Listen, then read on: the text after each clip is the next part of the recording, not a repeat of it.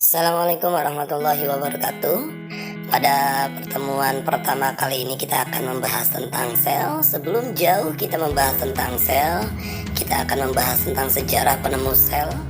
Yang pertama adalah Robert Hooke yang mengatakan bahwa sel adalah ruangan-ruangan kecil.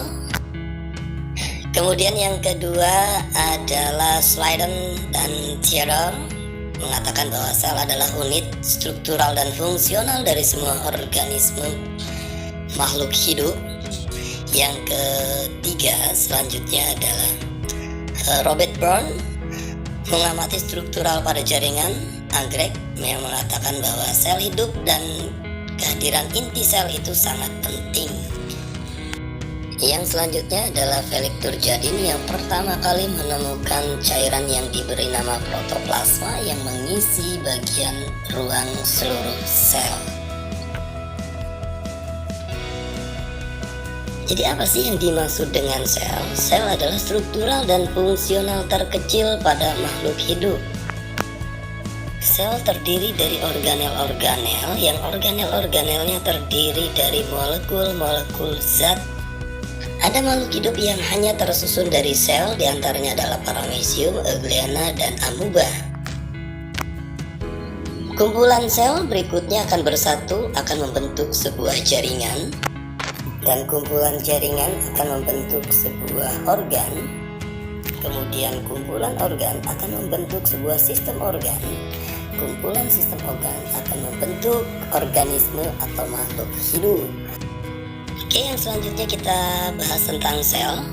Ini sel hewan, di dalamnya ada organel-organel sel. Organel-organel sel ini yang memiliki fungsi dan tugas masing-masing. Organel sel terdiri dari molekul-molekul zat, baik nutrisi seperti karbohidrat, protein, vitamin, lemak, dan mineral. Sel terdiri dari dua bagian. Yang pertama adalah sel prokariotik dan yang kedua sel eukariotik. Apa sih perbedaan antara sel prokariotik dan sel eukariotik? Jika sel prokariotik tidak memiliki sebuah membran inti atau disebut juga dengan nukleus, sedangkan sel eukariotik mempunyai membran inti yang nyata. Sel prokariotik terdapat pada makhluk hidup bersel satu, sedangkan eukariotik terbagi dari dua bagian. Di antaranya adalah sel hewan dan sel tumbuhan. Di sel hewan dan sel tumbuhan pada dasarnya hampir sama.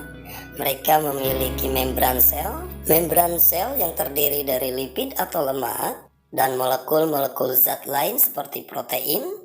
Membran sel berfungsi sebagai reseptor atau penerimaan rangsangan, melindungi isi sel agar tidak keluar dari sel, mengatur molekul dalam keluar masuk sel, kemudian proses terjadinya biokimiawi, contohnya sebagai reaksi oksidasi dan respirasi atau penyerapan yang terdapat di dalam sel.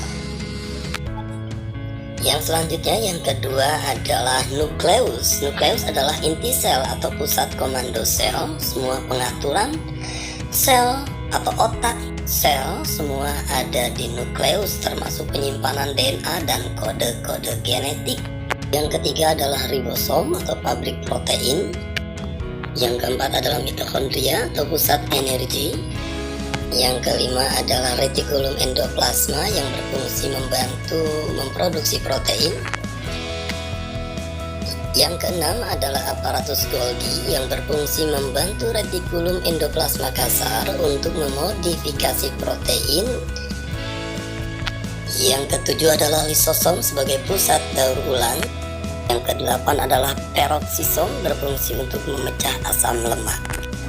Demikianlah penjelasan tentang sel. Sekian.